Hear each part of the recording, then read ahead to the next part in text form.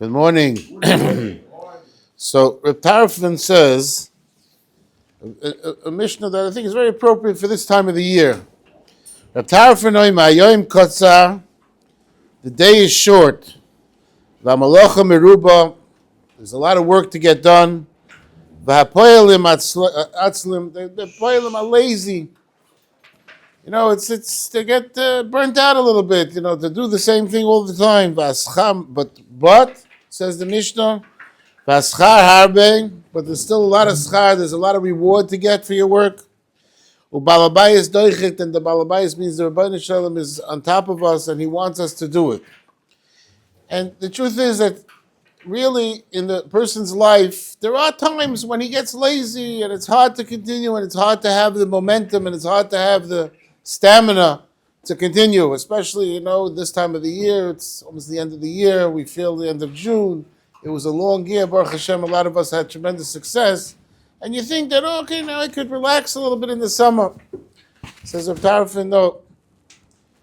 How do we keep up the momentum? How do we not get lazy? Besides keeping in mind that the schar is tremendous, the reward is tremendous, and HaKadosh Baruch Hu is going to pay us back. So I heard a vart this week. Unfortunately, you know, I wasn't here on Monday. I had an uncle who passed away. His levaya was Monday. Shagazalman Tzvi ben Harav Aaron Shol. He was a very nice, fine Yid, an Erlich Yid, a good Jew. And Reb Naftali Yeager, the Rosh Hashiva of Shayashiv in Farakaway, he said at the levaya, he said a very nice point that I'd like to share with you that I think will give us chizuk. It gave me chizuk. This week's parsha, Rabbi Yanofsky tells Aaron that he should light the menorah. And he told him, Shalcha Gadol Meishalahem. And this that you're lighting the menorah to me is more precious than all the Nesiim that brought the Karbanos before.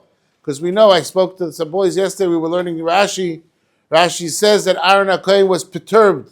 He felt bad because he did not take part in the Chanukas HaMizbeach. He did not bring any gifts like the other Nesiim did. And he felt bad. He felt left out. FOMO. He had FOMO. He felt that, you know, I didn't get an opportunity to join. So the Rebbe says, don't feel bad. Shalcha Gadol Meishalahem, because what you're going to do to me is more precious than what they did. And what did he do? He lit the menorah. And with that, Aaron felt good. And I mentioned yesterday to the boys that all the Mefarshim asked the question, why did Aaron feel good about lighting the menorah? The lighting the menorah, you don't even need to be a kohen. You could do it, you could do it, you could do it. Anybody could do it. I could do it. You don't have to be a kohen to light the menorah. So what's the big deal? Why did the Rebbe Yanofsky like so much Shalcha Gadol Meishalahem that you're lighting the menorah? So Naftali Yeager said, I forgot who he said it from, but he said a beautiful thing. He said, the next pasuk says, Vayas Kain Aaron.